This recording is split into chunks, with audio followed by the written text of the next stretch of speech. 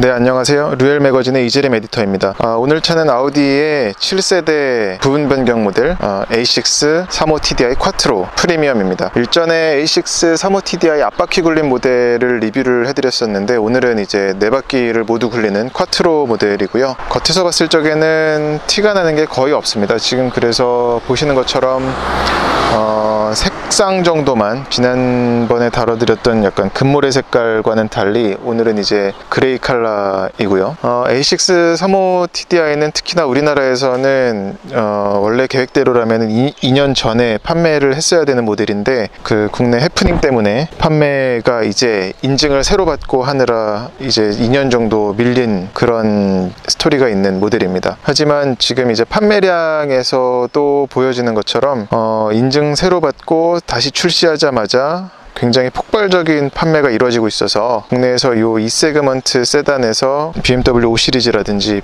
메르세데스 벤츠 E 클래스라든지 그 모델들을 위협할 만큼 지금 굉장히 높은 판매량을 기록하고 있습니다. 사실 제네바 모터쇼에서 이번 이제 8세대 A6가 공개가 됐기 때문에 지금 내년에 국내 시장 출시를 할 것으로 예상되는 8세대를 기다리는 분들이 많이 있을 거라 생각하는데요. 지금 이제 7세대 오늘 리뷰하는 A6 35TDI 쿼트로 모델은 가격 대비 성능을 봤을 적에는 괜찮은 선택일 것 같습니다. 물론 제가 말씀드리는 전제는 지금 프로모션이 꽤 있는 걸로 알고 있어서 그런 부분을 감안한다면 경쟁력이 분명히 있는 모델이 되지 않을까 생각하는 부분입니다. 실내도 이전에 보셨던 앞바퀴 굴림과 큰 차이가 없습니다. 그래서 보시는 것처럼 아우디 오너들 사이에서 만두핸들이라고 부르는 만두처럼 생겼다고 그래서 만두핸들이고요.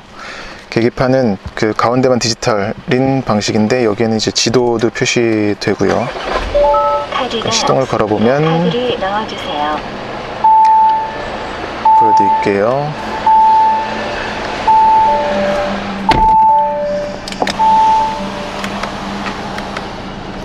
내비게이션들이 이렇게 표시가 되죠. 줌도 되고요.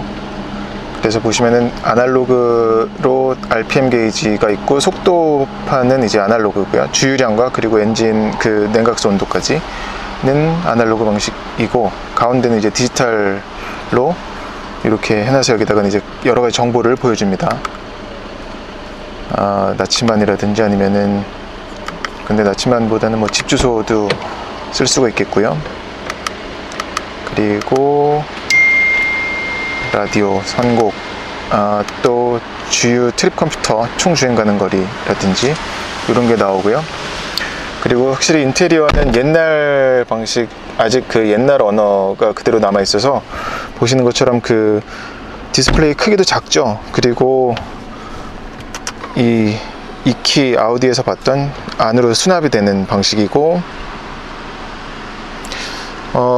그 전에 A6 35TDI 앞바퀴 굴림 때도 말씀을 드렸었는지 모르겠는데, 얘는 재밌는 게 그 풍량을 조절하는 버튼이 따로 바깥으로 빠져 있는 게 아니라, 이걸 누르면은 바람 양을 조절할 수가 있고요. 한 번 더 누르면 온도를 조절할 수 있는 이런 방식입니다.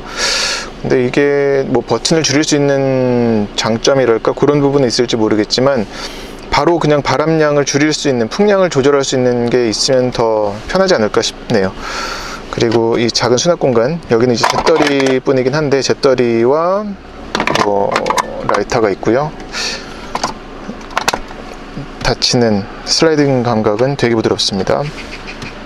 그리고 기어봉 주변을 보자면 전자식 파킹 브레이크와 오토홀드, 그리고 버튼 누르는 방식이 있는데, 여기는 이제 지금 1, 2, 3, 4, 5, 6 단축키 핫키로 되어 있지만, 이게 그 내비게이션 목적지 입력할 적에는 사라지면서 보여드릴게요. 이제 내비게이션은 이쪽에 있는데, 자, 지도는 그렇게 깔끔한 그래픽은 아닙니다. 그리고 또 터치도 지금은 아니에요. 이번에 그 제네바에서 공개한 8세대에는 터치가 적용됐지만 그런 부분은 좀 아쉽긴 합니다만, 그리고 또 이런 페리항로도 이제 우리나라는 페리를 쓸 일이 거의 없죠. 유럽에서는 이제 쓰는 일이 빈번하지만, 다시 한번 목적지를 입력을 해볼게요. 지금 이제 새 주소인데, 자, 이게 바뀝니다. 이제 네, 여기서 보시면 네, 바뀌었죠. 여기다가 이제 이렇게 쓰면 이제 손 모양, 손글씨를 쓸 수가 있는, 인식을 못하는, 네, 이렇게 바뀌는 걸 볼 수가 있습니다. 그리고 볼륨 조절 버튼은 여기 있고요. 전원이라든지, 그리고 또 전원 버튼도 여기 있고, 이것도 근데 이제 상당히 바뀔 거예요. 8세대에서는 완전히 여기 이미 공개된 사진에서는 보면은 디스플레이가, 거대한 디스플레이가 들어가더라고요. 거기서 이제 모든 메뉴를 볼 수가, 조작하고 볼 수도 있는 인테리어가 되겠습니다. A6 35TDI 앞바퀴 굴림 때 많이 설명을 해드려서 지금은 딱히 보여드릴 게 없는 상황이긴 하네요. 여기는 이제 뭐 조명류들이 모여져 있고요. 그리고 뒷자리를 잠깐 보겠는데요. 뒷자리는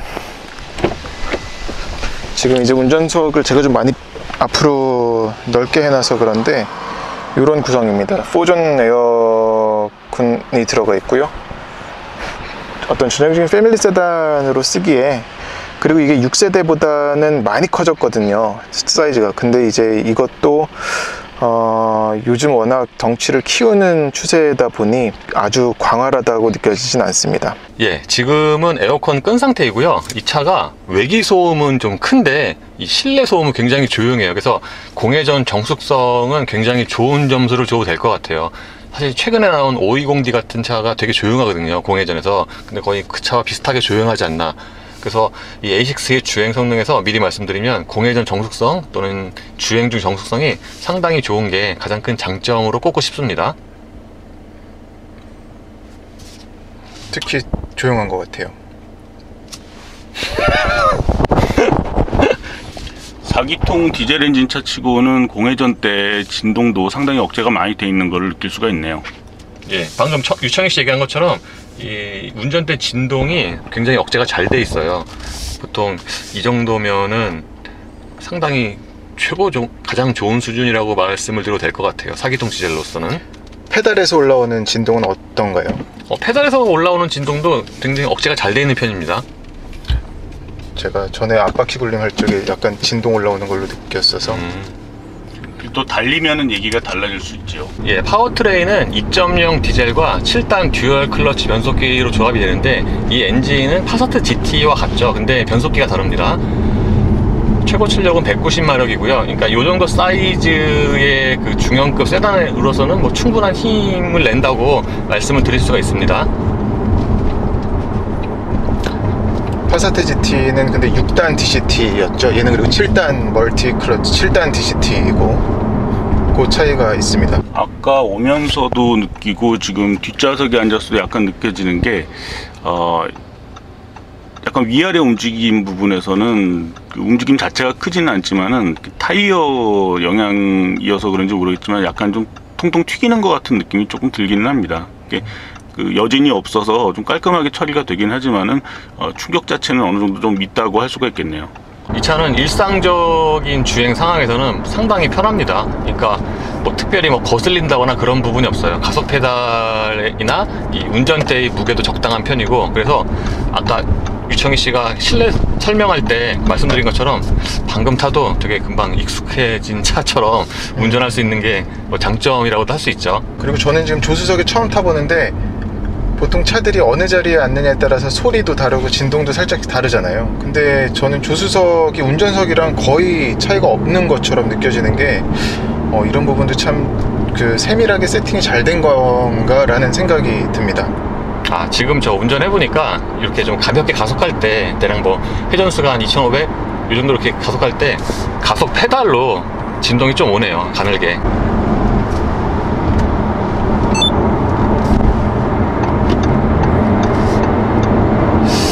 이게 뭔가 펀치력이 약해. 마지막으로 탔던 아우디 뭐였더라? 그때도 느꼈는데 뭔가 그 배기가스 이후로 좀 고속발이 딸리는 느낌? 예, A6의 고속 안정성은 상당히 좋은 편인데 원래 아우디가 고속 안정성이 상당히 좋잖아요. 벤츠와 함께. 이 A6 역시도 고속에서 상당히 안정적으로 주행을 합니다. 특히 이 차는 직진 안정성이 좋은 것 같아요. 그리고 두드러진 것 중에 하나가 이 차가 급가속을 하면 이제 회전수 높게 쓰잖아요. 지금도 3,500rpm, 4,000rpm으로 쓰는데 이때도 실내로 밀려 들어오는 엔진 소리가 그렇게 크지가 않아요. 살짝 근데 바람 소리는 좀 들어오네요. 이 정도면은 뭐이 바람 소리도 상당히 양호한 편인데 저는 무엇보다도 디젤 엔진으로서 이렇게 3,000rpm, 4,000rpm 써도 실내로 들어오는 엔진 소리가 굉장히 적은 것은 좀 고무적이고, 반면에 가속 페달로 전해지는 진동은 조금 더 생기고, 아무래도 고회전이니까. 그리고 전체적인 주행 안정성을 보면은 좋은 점수를 주고 싶습니다. 스티어링 휠로 느껴지는 진동은 좀 어떤가요?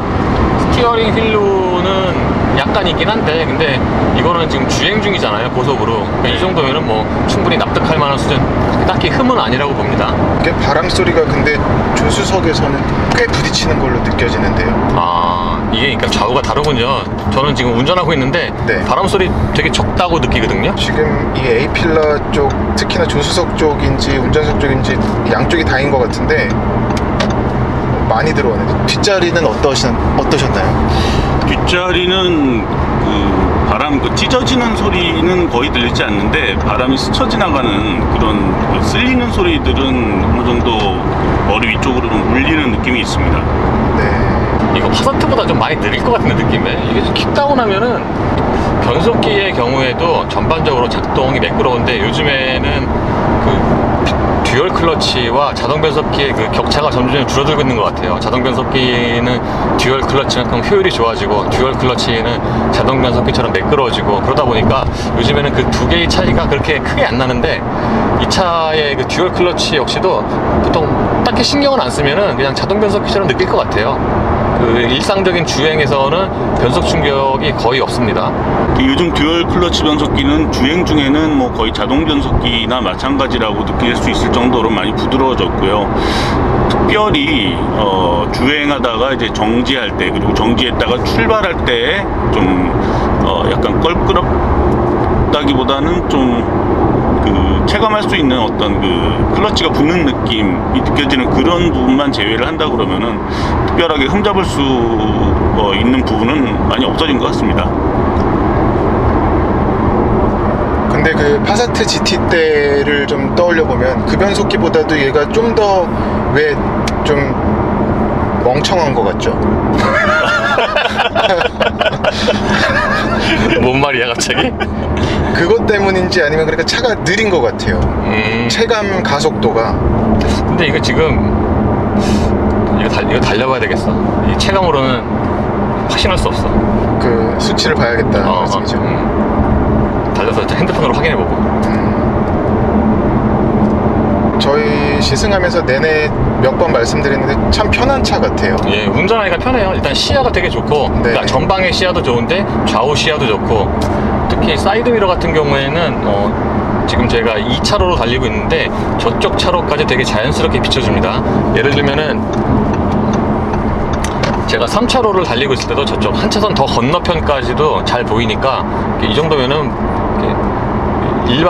일반적인 운전자들에게 꽤 좋은 시야를 제공을 할 것 같아요. 뒷자리는 어떠신가요, 류창희 기자님은?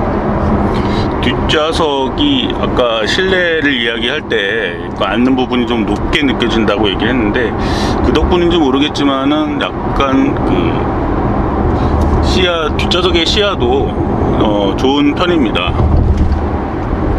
다리 받침, 허벅지 받침이 좀 짧게 느껴지진 않으시나요? 약간 짧게 느껴지긴 합니다만은 제 기준으로 봤을 때는 많이 답답하다든가 좀 불편하게 느껴지지는 않고요. 네. 참고로 저는 다리가 그렇게 긴 편이 아닙니다. 그걸 뭐 이렇게 굳이. 좋았어, 자학개그. 자학개가 아주 좋아하거든. 자학개그 전문이죠. 좋아, 아주 좋아. 웃겨야 돼. 웃기지 못하는 시승기는 필요가 없어. 다 소용없어. 웃겨야 돼. 목과 허리, 다리로 승부를 걸고 있습니다. 유니크한 저널리스트네. 유니크한 체형을 가지고 있죠.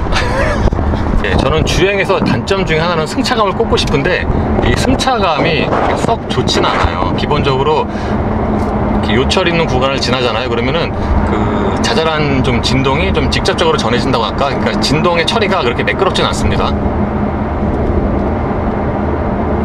다른 분들은 승차감 어떠세요? 저도 일부분 인정하고요. 지난번에도 느꼈지만 근데 역시나 19인치 휠이 보기에는 참 좋은데 약간 과한 게 아닌가. 그래서 고무가 좀 더, 타이어가 좀 더 크면 그 부분이 좀 상쇄되지 않을까라는 생각을 계속 했었습니다. 그러니까 지금처럼 이런 길을 지날 때 이렇게 자잘한 진동이 이렇게 들어오잖아요. 네. 이게 약간 좀 파사트 GT를 연상시키는 좀 그런 면도 있어요. 물론 걔보단 좋지만 좀 그런 면이 있습니다. 그래서 생각보다는 그러니까 제가 기억하고 있는 그 아우디 A6의 승차감보다는 얘는 좀 떨어진다고 생각이 돼요. 네. 류창 기자님 어떠셨나요? 저도 저도 좀 특이하다라고 생각되는 부분이 있는데요. 일반적으로 좀 타이어가 승차감에 미치는 영향이 큰데 이 차 같은 경우에는 휠지름이 19인치이면서도 타이어 편평비는 40이어서 이렇게 편평비가 낮은 편은 아주 낮은 편은 아니거든요. 그런데도 이렇게 그 타이어가 받쳐주지 못하는 그런 승차감의 좀 거친 부분들이 좀 느껴지는 것을 알 수가 있는데요. 이거는 타이어 편평비보다는 그 면적, 그러니까 타이어의 너비, 그러니까 접지면 폭이 넓어서 충격을 더 많이 받아들이기 때문에 생기는 그런 거친 느낌이 아닌가 하는 생각이 들고요. 서스펜션도 만약에 이런 식의 서스펜션 세팅이 몇 년 전이었다고 하면은 나쁘지 않게 평가를 할 수가 있겠지만은 요즘 나오는 새로운 모델들의 승차감들이 점점 더 좋아지고 있기 때문에 약간은 조금 상대적으로 좀 부족하다라는 그런 느낌이 드는 게 아닌가 싶습니다. 예, 코너는 제가 지금 처음 돌아서 뭐 어떻게 말씀을 못 드리겠고요. 돌고 나서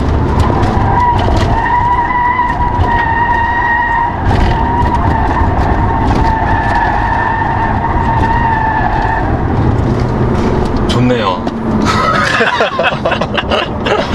네, 좋네요. 이게 코너 들어가면은 차가 되게 많이 기울어지는데 그 저쪽 타이어가 되게 잘 버텨주네요. 그 타이어 그립이 약해진다는 느낌도 별로 없고, 그리고 엔진 출력을 그렇게 또 많이 줄이지도 않고 딱 요 코너만 놓고 보면은 그 동적인 그 회전 성능은 꽤 좋다고 생각이 돼요. 쿼트로의 영향도 어느 정도 있다고 볼 수가 있을 것 같은데요. 그렇지 않나요? 저도 그런 것 같아요. 저는 앞바퀴 굴림 시승할 적에는 뭐 이런 코너를 돌진 않았었지만 그때는 지금 이제 조수석에 앉은 것과 비교하자면 심지어 조수석 오른쪽에 앉았는데도 왼쪽으로, 그러니까 오른쪽이 많이 뜨는 것처럼 안 느껴졌어요. 원심력으로 이렇게 밀려나는 게. 그래서 그 한상기 기자님이 오늘 속도를 평상시보다 덜 내는 건가 아니요. 싶어서 보니까 지금 더 냈어요. 예. 보통 이렇게 평균보다 약간 좀 더 나오긴 했어요. 네. 저희가 바로 지난달에 시승했던 머스탱 타면서도 의외로 버틴다고 했지만 그때는 뒤가 나를 듯 했었거든요. 근데 오늘은 그런 움직임은 전혀 없었고요. 오히려 스키드 소리, 그런 타이어 비명은 약간씩 났지만 느끼기에는 오히려 불안한 걸 못 느꼈습니다. 근데 그때 머스탱은 네. 그 뒤에 남자 2명 타갖고 오르막 내리막이 다를 수가 있었어. 네. 그래서 아마 그 청희 씨가 그 오르막 때 앞바퀴 좀 뜨는 것 같다고 그랬잖아. 네. 그래서 그랬을 수도 있어. 네. 뒤에 남자 2명 150kg 되잖아, 둘이. 그렇겠네요. 그치. 그때 그래서 뒤에 그때 무게가 150kg 이상 실렸으니까 그래서 오르막 때 앞바퀴 떴을 수도 있어. 어쩐지 오르막 때 그 좀 더 약간 더 뭐라 그러지? 앞바퀴 좀 접지가 좀 희미해지는 느낌이 나긴 하더라. 예, 이건 머스탱 얘기고요. 왜 쓸데없이 뜬금없이 머스탱 얘기가 나왔지? 근데 얘 코너 잘 도네. 잘 버티네요. 많이 높은 것 같아요. 좋네. 언더스티어도 이 정도면 뭐 거의 안 난다고 봐도 되고. 이 가속할 때 들리는 엔진 소리도 적당히 음색이 괜찮은 것 같아요. 그러니까 음량이 크지도 않으면서 음색은 또 어느 정도 들을만하고 그렇습니다.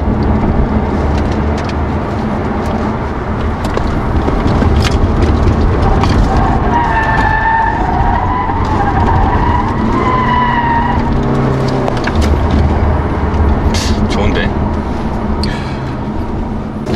예, 가속력은 일상 용도로는 충분한 수준인데 같은 엔진의 파사트 GT와 비교를 해보면은 파사트 GT가 더 빨라요, 가속력이. 그러니까 정지에서 한 200km까지로 끊으면은 파사트 GT는 대략 36초 정도 됐는데 이 차는 43초. 그러니까 약 뭐 적게 잡아도 한 6초 정도 차이가 나는 거죠. 예, 조건은 다 똑같습니다. 예, 기온만 다르고.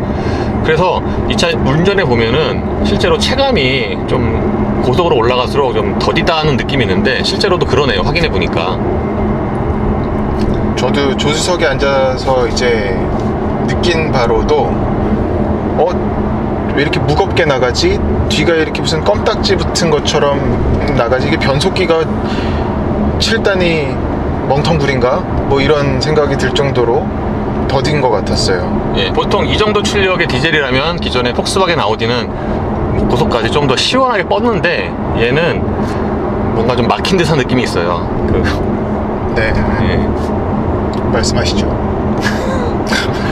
뭔가 배기가스 이후로 막아버린 느낌?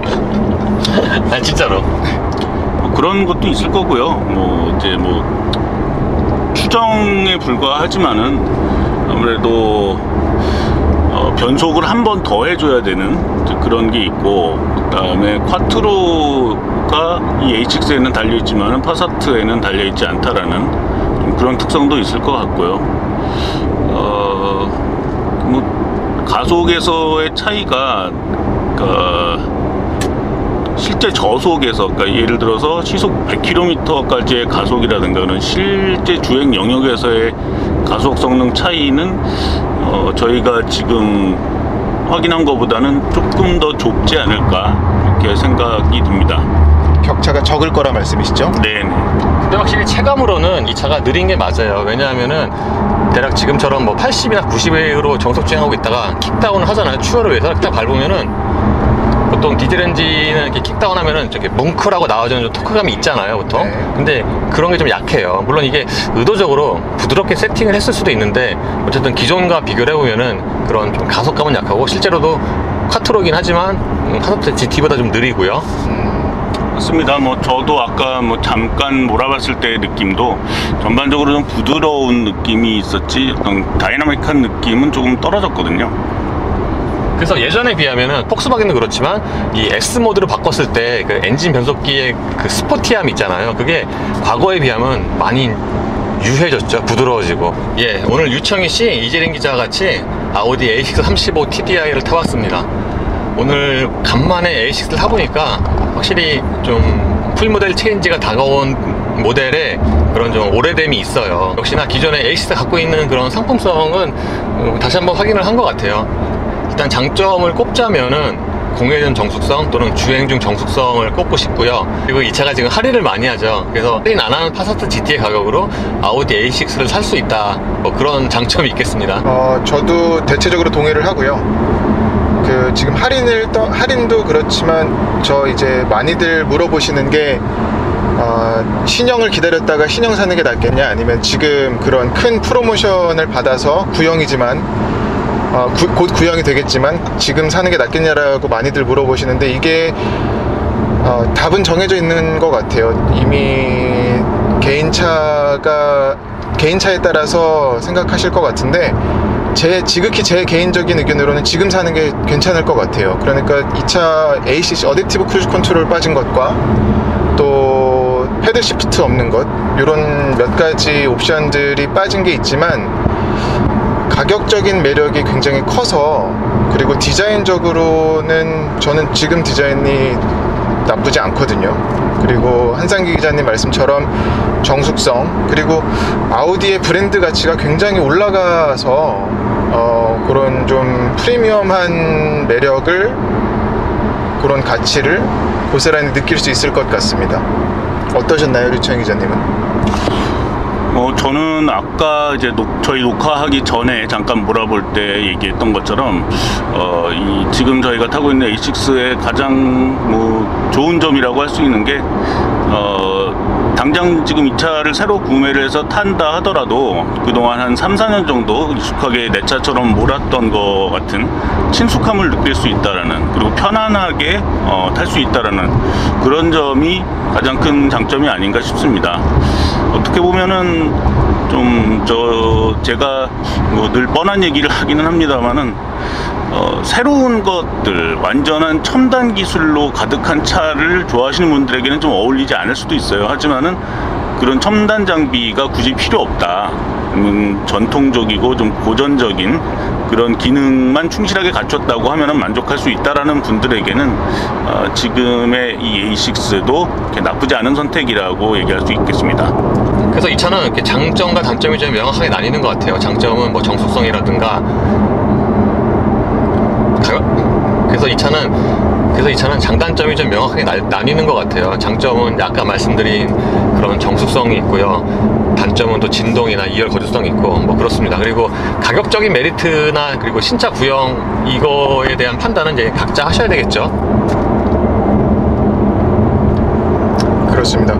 2열 거주성은 근데 이제 지금 정확히 시장에서 부딪히는 경쟁차들이 풀체인지한 모델들이잖아요. 그러면서 이제 덩치를 키웠다기보다 패키징을 새로 하면서 거주성을 많이 확보를 했기 때문에 좋아져서 하지만 이 세그먼트에서 봤을 적에는 상대적으로 좀 아주 넓진 않네, 넓진 않네라는 얘기는 할 수 있겠지만 협소하거나 부족한 수준은 아니라고 저는 봅니다.